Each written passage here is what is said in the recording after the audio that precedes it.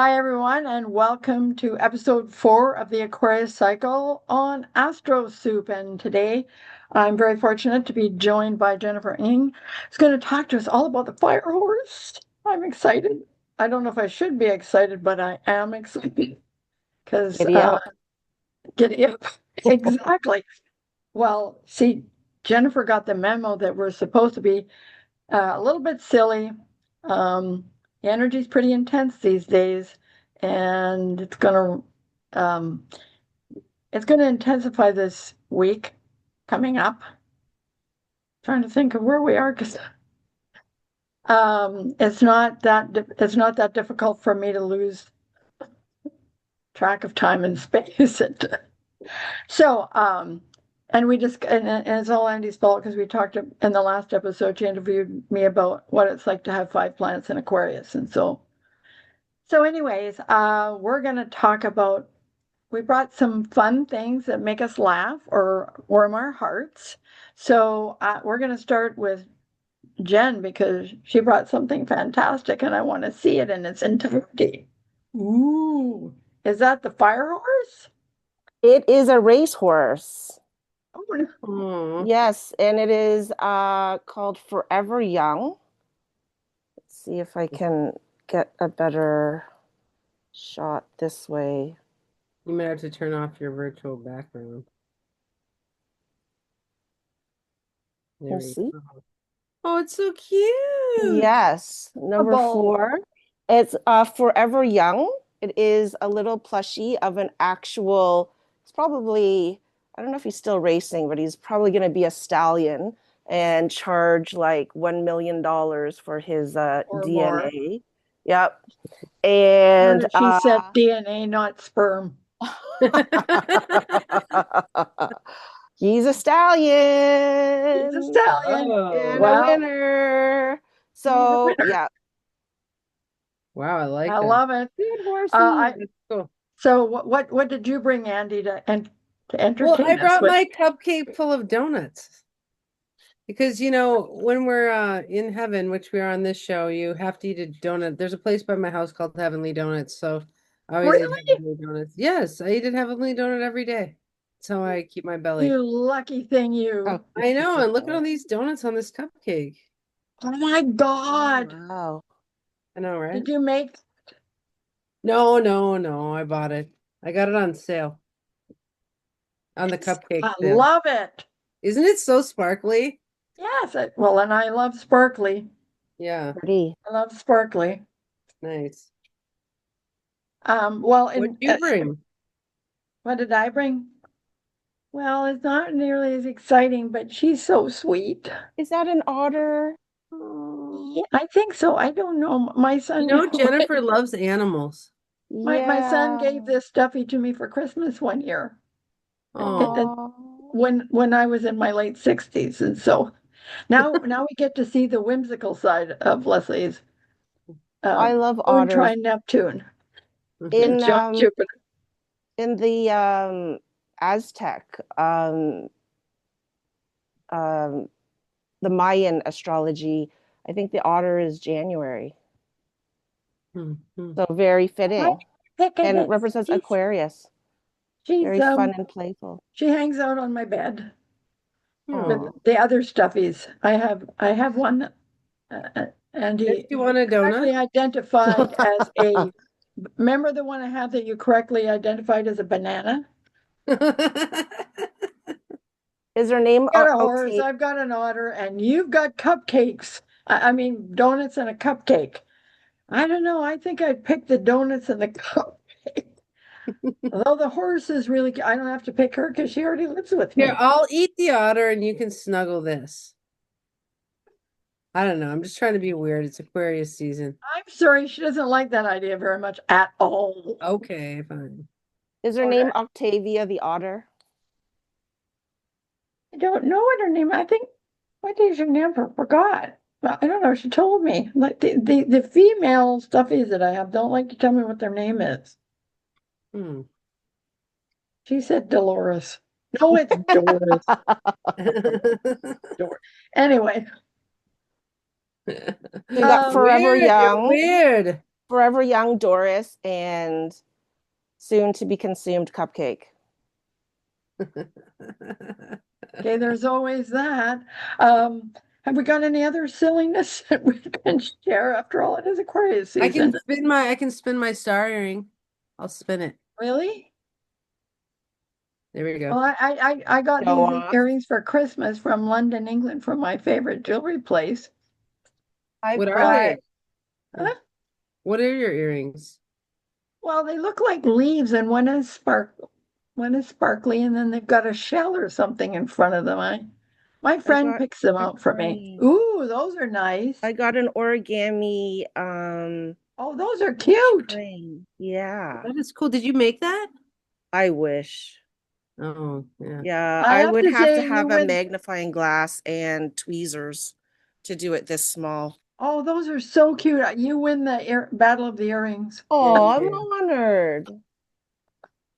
You I'm might be the honored. first winner we actually ever declared, because That's mostly we true. just Well, it is a year of the horse, and horses in competition, they like to win. It's so like well. Forever Young. I guess. Hey, and so just so everybody knows, Jennifer's Actually, going to be talking more about this later in this episode. I'm So gonna put the earring on Forever Young. Here, there's Aquarius. Here you go. Here you What if I go. put my earring on the cupcake? That would be really Okay. weird. You got to put the cupcake on your earring and that'd Oh wear be my the a God, I gotta cupcake. hang it from my ear, right? See? well. See? You guys are now just yeah. Okay, now we're going from the sublime, the origami, to the ridiculous. A hanging cupcake with donuts in That it. is so cute. Let me go back to so you can. There you go. Oh, that is so cute. He's a bad Oregon. boy now. Yeah. Wow. He's That's ready to good. star in Grease the musical. To give John Travolta a run for his money. Yeah, I right. gotta go for my Literally. audition now. I gotta go for practice rehearsal. Try giddy up, giddy up. I feel like Mr. Dress Up or something. Well, That's a Canadian show, right? Mr. Dress Up. yes, it was. He actually studied, I interviewed him once, many, many moons ago. He Oops. actually worked with, he learned his craft from Mr. Rogers. Oh, really? Things I Wow. remember. Oh, Things I remember. Okay, so now we're going to get down to serious business. No, for a minute there, I almost thought I sounded like Elvis Presley, but I think I was hallucinating. I don't have that southern twang. So just again, just a little reminder, in 2 weeks when we start the Pisces cycle, Sam Reynolds will be on, and we're probably going to talk about the Saturn Neptune conjunction, and for for people who are not always overly familiar with the planets, this is the planet of reality that meets the planet of anything is possible. So it'll be interesting in the sign of Aries. Neither of them is particularly happy in the sign of Aries, but we're going to talk a little bit more about that, because one of the highlights of this episode, when we get to what's in the bowl, is talking about what happens when Saturn moves into Aries in the coming week, just in time for Valentine's Day. So, and then Marlene will be back in the second episode of the Pisces Circle. Marlene Chapman talking about numerology, or personal numerology. So tune in for that. I think she might be doing some mini readings. So we'll should see what that looks like. And as you've already met Jennifer, but she's going to be, as I said, talking about the fire horse. Year of the fire horse. As soon as I get through what's in the bowl, and I wrote quite a bit about what's in the bowl today, and now I wonder if I really want to talk about What's in the bowl, Leslie? what's in the bowl. Well, a couple major events in this coming week. Saturn moves into Aries. I'm just going to let that sink in, and actually, it moves in on February the 13th, 2 days before my birthday. So I get to have two Saturn and Neptune will no longer be plaguing me from signs that are not helpful to Aquarius. This is all I'm going to say about that. So, so, and we're doing a really good job in advance because one of the things I wrote down is it's definitely a time when you need to laugh and giggle as we close out this wild ride through the sign of Aquarius because it's been, well, um, unpredictable, at least for me. I don't know how have you guys been dealing with the sun in Aquarius and all those other planets in Aquarius? Like for me, it's like normal because I have 5 planets in Aquarius, but neither of you have that kind of Aquarius imprint. So, Well, I'll tell you a little story. So I was teaching here in Portland last night, and 4 or 5 of my students have planets in Aquarius, where Mars is going over, and they had gone to a protest and got tear gassed, and they were just on one. They were all popping off and yelling at me and getting really political. So it was the more wild side of Aquarius with Mars going through there, and then just all the planets. So I do think it has been a hyper political time, and the people have been rallying, and that's what we see with Aquarius. in your Yeah, country, certainly. we have Sun, Mercury, Venus, Mars. Pluto. Yeah, No? yeah. Yeah, it's been really. Well, for me, they've all been in the sixth until the last couple of days, all in the sixth house. So I've had my sixth house overloaded Well, all the time that I've been sick. Oh, weird. we've had 2 unexpected snow days. So that was a nice surprise. Aquarius is very cold. I Mhm. remember when Saturn was Aquarius and the sun hit it, we got one of our biggest snowstorms. It is Saturn is at home in Aquarius. It's a cold sign. Mhm. Yeah. Not if you live in the southern hemisphere, it's not. That's true, but maybe they're being Like that. emotionally held. I sometimes wonder, since I don't like winter, why I was not born in Australia. But don't they have a winter? It's just Yes, when but we're it's at the opposite side. And yeah, anyway, Mhm. so we can't change our geographical location of where we were born because there's lots of things you can work with in your chart, but that isn't one of them. Correct? That's what the ancient Chinese would call fate. Yes. Well, that opens up to a larger debate, fate and free will, which we could do some other day. I actually do believe that certain things are meant to happen, but you do have, at least in our part of the world, you do have some choice as to what you do with that. Whereas in other parts of the world, not so much. So A Canadian astrologer, you probably know of him, Robin Armstrong. I remember he commented on Aquarius saying that, like, I guess from modern astrology, it's like Aquarius is like wacky and unpredictable and erratic. But if you go according to the seasons in the winter, you need to be very deliberate and very planned and determined. So, I mean, and I think those are traits of Aquarius as well. My way or the highway. Hmm. what to think about that? I don't. I always think of my way or the highway being more Aries. Hmm. Um. Anyways, Well, they support each other, so they'd be like, "All right, we're on the well, same there are, wavelength." for me, there are 3 signs in the zodiac for whom freedom is a way of life, and Mm, that's Aries, Sagittarius, and Aquarius. mhm. It's not a concept. Hmm. However, having lived obviously my entire life with 5 planets in Aquarius, I will say that when I was younger, I was probably more highly influenced by Saturn at the same time that my the Uranian part of me, but my Uranus is in Cancer anyway, so it's more likely that I'm going to be a little less. I get wackier as I get older. I think that I always tell Capricorns that they were born mature, old, and they get younger as the years pass, and I kind of feel the same way. So I'm anyway, gonna test out the my way or the highway theory and take issue with something and see what happens. Sorry? Well, you said they're my way or the highway, and Leslie has 5 planets in Aquarius, so we'll just have to disagree with her and see if she Yeah. does the my way or the highway thing. well, you're perfectly entitled to think whatever you like. I don't have any control over that.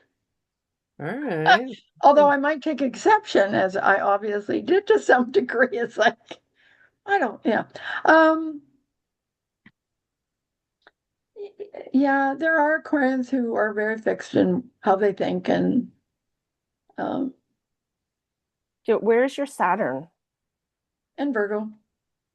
Well, I do have to Yeah, say so then that's mutable. So well, it came up in the last episode. I was thinking too, like, I think you can make the case that Saturn and Uranus are kind of at home in Aquarius, and you can ride both sides of Aquarius, which is fitting in with the group, which is Saturnian Aquarius, or popping out of the group, which is Uranian Aquarius. I think I'm it's going to tell you, I never felt like I belonged. I still sometimes don't. I can be in a room full of astrologers and still feel like I don't fit there. I mean, it's interesting because um, with the humanitarian signs, you've got Gemini, Aquarius, and I think it's Sag, right? But Gemini is like well known to be like a duality, like the twins. But when you look at the glyph of Aquarius, there's two of them. So there's this kind of Libra has the scales. yeah, that the other sign, and Anyway, it seems like there's a kind of more complex duality to Aquarius. I have to say Like I'm sorry if I freedom, but interrupt. fixed. Yeah. The moon is in Virgo. It's mm. activating my Saturn, and I'm going, only have 35 minutes left.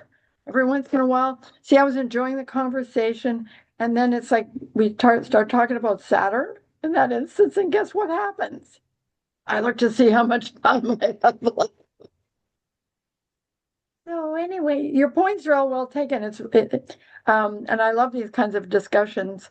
Um, because I don't care how long you've been studying astrology, you can always learn something from someone, especially about, the planets in your chart, because, we all tend to have a particular view of things. And so I appreciate that. I never really thought about how all of the air signs demonstrate in their symbology some level of duality. Because even the Libra has. And it kind of makes sense because they're social signs, right? They like to interact and communicate, and humans are full of duality. Well, they are. Well, life is full of duality. So let's move on to what's in the bowl, or we'll never get to talk about the fire horse year. Forever Young wants to know, he's hungry. Is there any hay, carrots, or apples? As far as I know, no.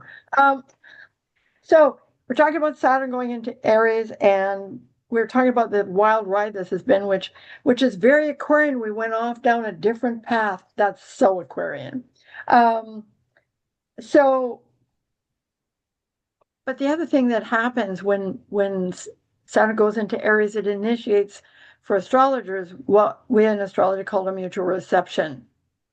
It's a mutual reception with Mars, because Mars is in Aquarius. So if you're looking at old rulerships, you can see that they have an exchange status. Now, that's going to create some very interesting, and it lasts until about March 2nd. So during this period of time, I made all these wonderful notes. So Saturn's going to try to put his stamp on Aries, which he views as disconcerting and undisciplined. Because from a Saturn perspective, Aries is just the wild child, always running off in different directions and never. This is from a Saturnian perspective and never accomplishing very much. So when they're in this kind of relationship, It's like, one's going, one's pulling. So in other words, it's like forever young. Having a jockey, that's a perfect way to look at it. So, so Saturn is the jockey trying to rein in that Mars Aries energy. And of course, because it's early degrees, I always say when a planet is in an early degree, it's like a toddler.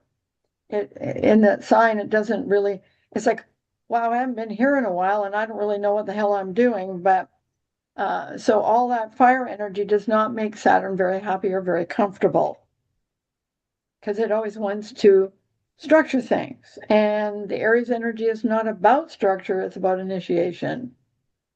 So there's going to be that push pull. You're going to feel that push pull. And so if you're trying to control things too much, you're going to meet rebellion in other people. And some level of disobedience.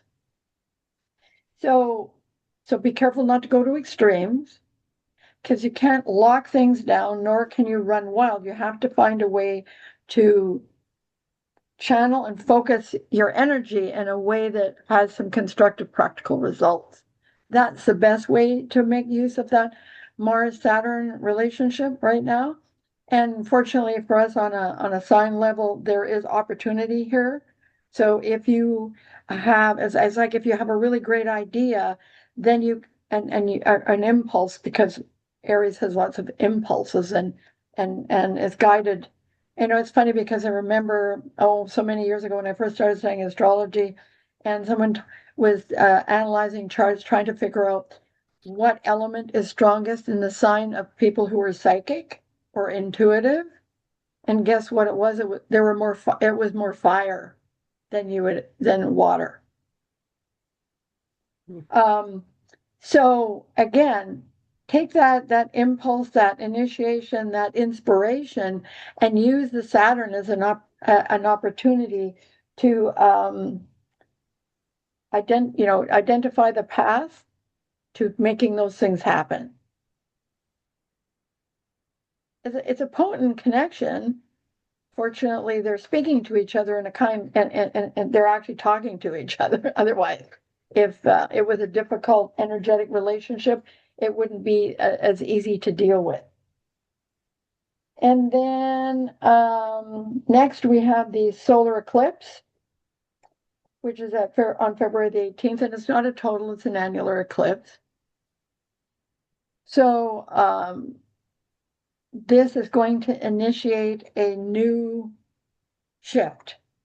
And I made some notes about that. And do you think I can find where I put them? There they are. Yeah, we've got a lot of shifting going on, which is very interesting. So much fire and air always leads to a shift and a change of some kind. Now, whether that can either be physical or intellectual, but it's also inspirational. So, in a way, given the state of affairs on the planet right now, in so many ways, moving into fire and air gives us an opportunity to actually have hope and believe that we might find solutions. Because sometimes it's like Andy and I talked about in one of the other episodes, that the earth and water, fire and air uplift, and earth and water ground. And we need a little bit of uplift right now. So just a reminder during this solar eclipse. Now, one of the interesting things about it, this is the 6th month in a row where the new moon, because that's what a solar eclipse is happening in the very last degrees of a sign. So we have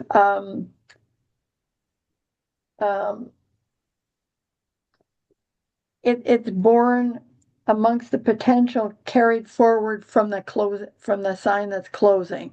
So you're going to carry that Aquarian energy over into the Piscean part. And yet, when we're looking at this, and there's a whole bunch of other practical astrological things that I'm trying to get my head around right now.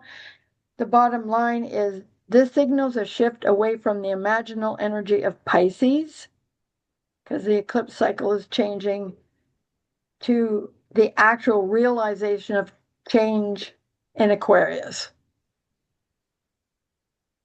Because Aquarius, it's interesting because when I look back at traditional astrology and we look back at history, change only happened if somebody in charge told you you could change. So if you were born in the poorer classes, the only way that you could rise up out of the poorer classes was if someone in who, because we didn't have a middle class then. So that was a very Saturnian thing. And that's why Saturn for me is so strongly associated with Aquarius, because change only happened if somebody in authority gave you permission. And so with the advent of Uranus into our lives, I always believe that the outer planets are here to help us change our consciousness and to shift the role of Saturn from gatekeeper to transmitter, taking the energy of the outer planets and transmitting it in a practical way into our everyday lives. That's very philosophical, right, Andy? Very philosophical. So it's really time to put our imagination to work. Like, in other words, making something practical from all that Piscean imagination. Because really the truth is, without imagination, without idealism, where would we be? We'd still be living in caves. Once I was once accused of being an idealist, and I said, yeah, I am. But I consider myself to be a practical idealist. Love it. You love that? That's like Saturn and Neptune right there. Well, you got to pay the piper. No, I'm just kidding. So just remember to be open and be aware and be prudent as Saturn moves into a new sign. So at the beginning of the Aquarius cycle, I talked about what I call the 4 I's: intense, impatient, instinctive, and intelligent. And now we can substitute the word engaged for the word impatient. Because actually Saturn moving into Aries will actually help us work with that Mars energy much better than when he was in Pisces. So, any comments from the peanut gallery before we move on to Jen talking about Firehorse here? I don't have anything to add. Okay. Surprisingly. I got kind of lost in your whole I was just kind of enamored with your talk. I appreciate that. There's so again, hi Jennifer. Thanks for joining us and being my special guest today. I'm My going off pleasure. screen for the interview. Okay, and I'm going to pin us. Not that it makes a difference. Oh, I'm already pinned. Are you pinned? All this technical stuff. Okay, just so that you don't disappear, because that would not be good. So I'm happy to welcome Jennifer to talk to us about the year of the Firehorse. And Jen has a background in both and various areas of astrology. I've actually never talked to you about that. So do you call yourself a traditional astrologer or just an astrologer? I Modern. guess it depends the context. Like if it's outside of the astrological community, I probably would just say astrologer. But then to people who would know the difference, I would say more traditional, even though I started with modern first. Well, after a while, as an Aquarian, labels don't always mean I love it. much. Because if someone's going to come and see you, they're coming to see you because they're called to come and see you on some frequency. And so that's the way I view it. So, and you also obviously have a background in Chinese astrology, which is more than it interests me, but it's another complex language of its own. And that's I don't think that people always realize that astrology in many different forms has been practiced by humanity for centuries. So this is not something um, that just popped out of a cake recently. So what do you want to say about the year of the fire horse? Um, well, I think what your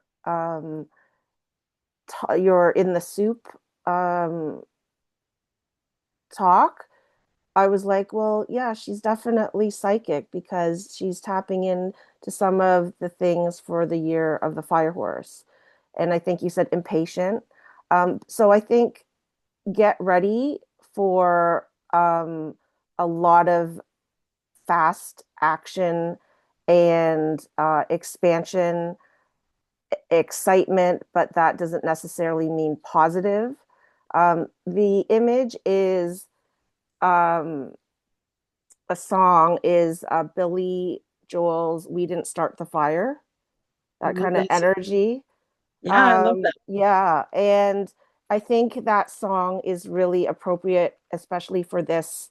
You mentioned the things that are going on in the world right now, and the origin of the song was he was talking to Sean Lennon in 1988, I think, or 89. And Sean Lennon said to him, "Oh my gosh, these are crazy times." And it caused Billy Joel to like think back since he was born in 1948 or 49, sorry, of all the things that politically, culturally have notable have happened over his 40 years. And only three of the mentioned now still exist. And I think it's, well, it used to be Bridget Bardot, but she passed away recently. And Yeah. I think there's maybe Chubby Checkers. I'm not sure if he's still alive, but I mean, I it's know on the who that internet. is. Uh, and so with the fire horse, we have four animals in a chart. That's what, like, in a four pillars chart. So you're an animal for your year, month, day, and time of birth. Some do the minute too, so you could have five pillars, or if you do it the second, it's like six pillars, but just standard is four pillars. But in Cantonese, it's Batchi, which means like eight characters. And so each four pillars with an animal is paired with a heavenly stem. And the thing to know for this year, it's Yang fire. And that is like the most fierce and powerful of the Yang uh, Oh, phases or elements. So we have Yang wood, Yang fire, Yang metal, Yang earth, and Yang water. So Yang fire is the blazing sun. And I think you talked earlier about not trying to control.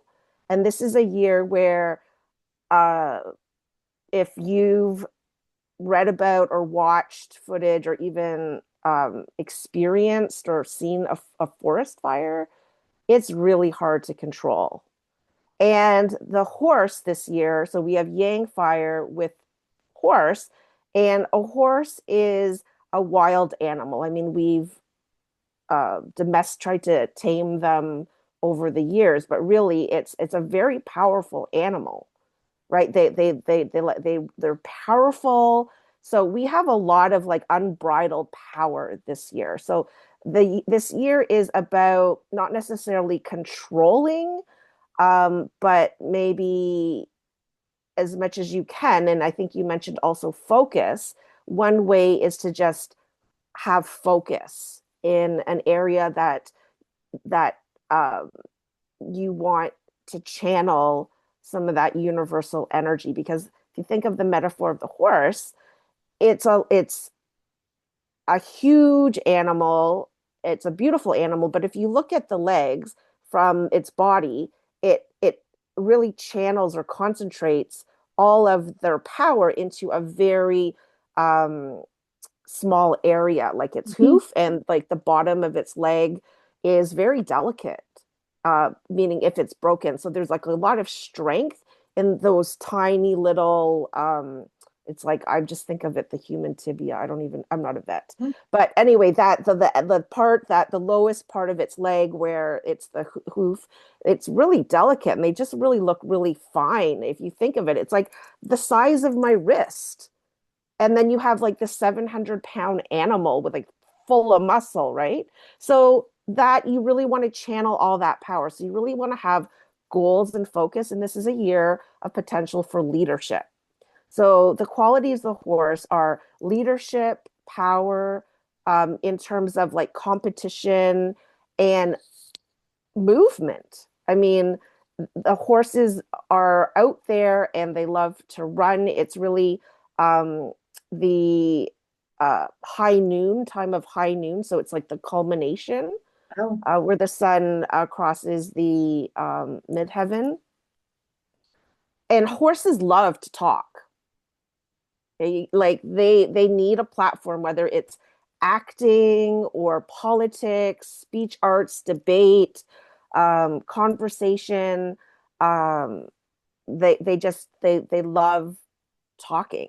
And I think for the geopolitical, this is a year where there's going to be a lot more talk, but the horse is also a work animal and served in wars.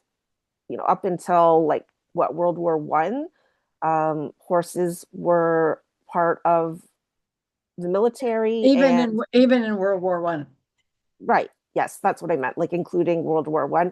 And they still are part of the police force. I mean, the Royal Canadian Mountie. So this is a year where I think diplomacy is going to continue, but I think we're going to be on kind of like a nail biting cliffhanger feeling of where are these shifting pieces, what's going to happen, because we kind of feel like we're on the precipice of something, um and I think we're going to continue to feel that way, and it's going to be that way. I think more things are going to develop um March, because February, March, because that is going to be where we have the Tiger month, and that horse and tiger transform to bring more fire. So we already have fire in the universe, and then there's going to be certain months like February, March, and October where things are just going to get like heated and more escalated. But then we're going to have some periods where things kind of seem to like die down and there's a lull. And I think that's going to be in like July. We're going to have, and with that February, we have the Olympics. So the horse is also about fair competition. Now, when you have two horses, there's competition. And so June is when we have the World Cup, June, July. Now, I think um, August and September, things may feel a little bit more settled, or there'll be a focus on finances, and then things will kind of escalate in October. And I think there's going to be some more conflicts in uh, November and December, because that takes us with the pig and the rat. And basically, they are water signs, and fire and water, they kind of clash. So, on a personal note, this is a year to really chase after your goals. Uh, there's going to be this itch for movement and freedom. Aquarius, horses want to feel free. They want to run. Now, I think there's also going to be, with that nail biting feeling and worry, there's like a fight or flight um, activation, because if horses are very powerful, but they're also very intuitive and they can be very skittish. Mm. And we don't want a horse to feel our fears, because that makes the horse worse. It if you're in control of your emotions and you feel safe or secure or grounded, the horse isn't going to pick up on your fears. So I think that's a call to, in a spiritual sense, when we can't control or master our outer circumstances, we have to master our inner selves, like freedom from your um, your own fears and things that restrict. Mhm. And I think that's a very difficult thing, when you're like waiting in a crisis. How do you just like be at peace and transcend that? But I Uneasy. think, yeah. So I think with the climate, the political climate, I mean, I think you can really get caught up in fear or worry about, what's going to happen or what the potential is. But I think um, we don't, like the common person doesn't have control over that. I mean, to a certain extent, but No, they um, don't have it, any control. well, I think we're seeing things No, the where only thing you people can are take charge of is, gathering and yeah, the and only thing you can take community. charge of is your own reality. And I think you're making a valid point, because the truth is, if we can all remain focused and a little calmer, then, and energy is energy. And if everybody gets on the gets on the horse and, But takes off, then we're going to be in a pickle. yeah, and at the same time, the yang fire is very social. So I think that is a good time for community to find strength in and comfort and uh, reassurance in community, that I think we're seeing as well. I think that's what and leadership. So chasing, like having a goal, having a direction, a clear direction, and chasing after that on a personal note.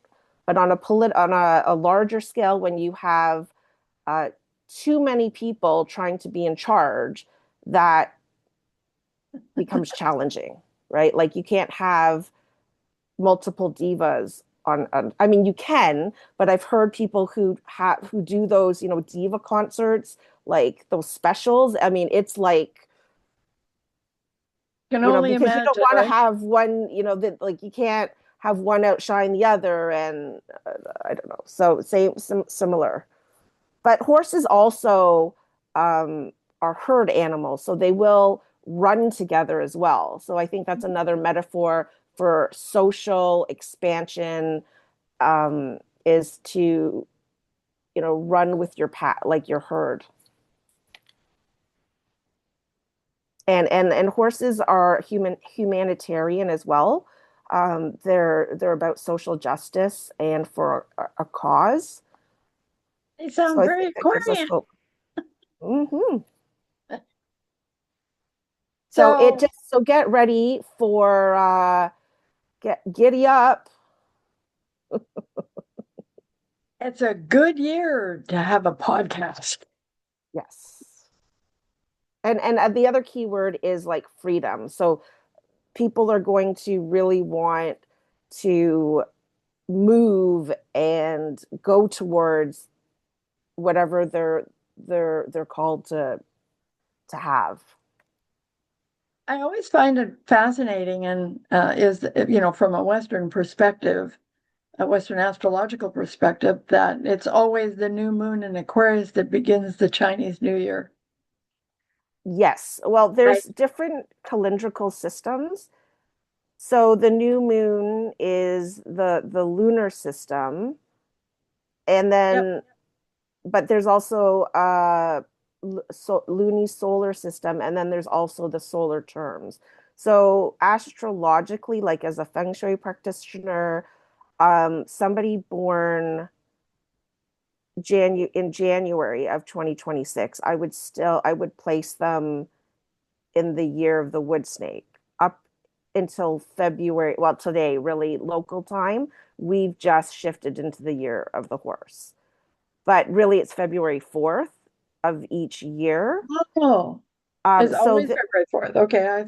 I Yeah, got that. more or less. No, you're Yeah. right. You're right. So I think Oh no, some people will think they're uh still a wood snake up until February 17th of 2026.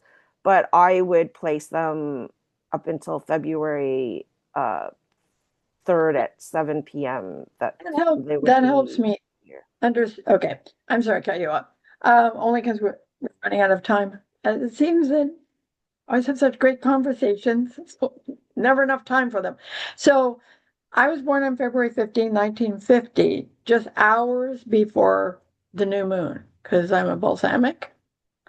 And so based on if you were what you were explaining is that the Chinese New Year shifts actually before that new moon. If you're looking at it from Like, a Western perspective. yeah, astrologically or feng shui wise. And I think some different practitioners may it's kind of like the Ayash, um, oh, why is it slipping my mind? But the sidereal, like where does 0 degrees Aries really start? I mean, Well, no, and the only reason I said that is because Ayanamshas. based on if we're just looking at the new moon, then I would have been an ox, but I'm actually a tiger. And there's not much about, and I've had You my said chart done by a 19, Chinese astrologer, and they told me I was a tiger. So thank you for explaining, because I thought it was all connected to the new moon in Aquarius, and so you've explained that to me so that I know that that's not how it works.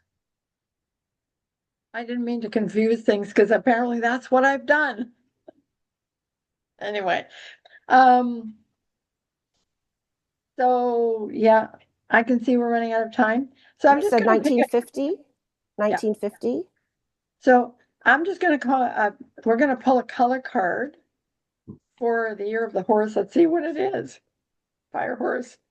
Um, and then we're just about done like dinner. Um, so any closing words while I'm shuffling the cards that you would like to share with us, Jennifer, while I shuffle the cards? Nope. Buckle up and Giddy up. buckle up, giddy up, and Oh my just goodness. prepare for all the heat. Well, you're gonna It'll love the color. have some fun. Have some Well, fun. guess what the color card is? Oh, No. It's tangerine and it says be spontaneous and have fun. I love synchronicity. You it can't pretty make this shit up, as it pretty Patricia much matches also would say. Jen's shirt too. So everybody, she said it, the card said it, so maybe the one of the best ways to navigate this year, which is to do what we've been doing all on both episodes, the third and the fourth, which is to have some fun, laugh, giggle, Yeah. be The best, spontaneous. there was indigenous quote that said the best form of resistance is to dance and enjoy and laugh. That really does. Okay, well, I have just enough time to do, because I always end with wrap it up, which is a fun quote that it takes me hours to find on the internet. No, I'm just kidding. Um, and of course, because we're heading towards Valentine's Day, I decided to find one that had something to say about love. But of course, this one is funny. Um, love is sharing your popcorn. Charles Schultz said that. So I Oh, and it also brings in the energy of heat and fun. Anyway, thank you so much, Jennifer. I'm sure we'll have you on again so we can delve a little bit more into Chinese, understanding how Chinese astrology works, and because I'm always fascinated. The one thing about having 99 planets in our, well, only seven, is I remain curious about everything. And I'm really lucky to have so many wonderful people in my life that can come and share the knowledge that they have that I don't. I think Because one key word for you, since you're a tiger, and I think what I know about you tigers can take on anything. So I think the key word for tiger this year is conquering Mount Everest, like whatever your Mount Everest is. Oh my God. You know, one of my favorite expressions is I feel like I'm climbing Mount Everest in high heels. Ah, hmm. Thank you so much for that, Jen. That was very nice of you to share that with me. That lifts my spirits. I just Jennifer, it want was to great know, to see you. likewise, I just want to know, are you having your drag queens friends like climb Mount Everest with you in those heels? I don't know, but maybe the clowns that Andy knows will. In Oh yeah, we heels, though? Andy's threatening to have me be a clown. She wants me to dress up like a clown, and um, she probably will get her own way. It just depends on when that is. it's the year of the fire horse. We got to clown around. Oh yeah, we should.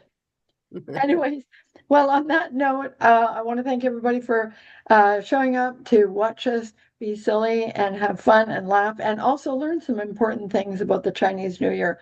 And so thanks, Jennifer. And until next time, be true to yourself.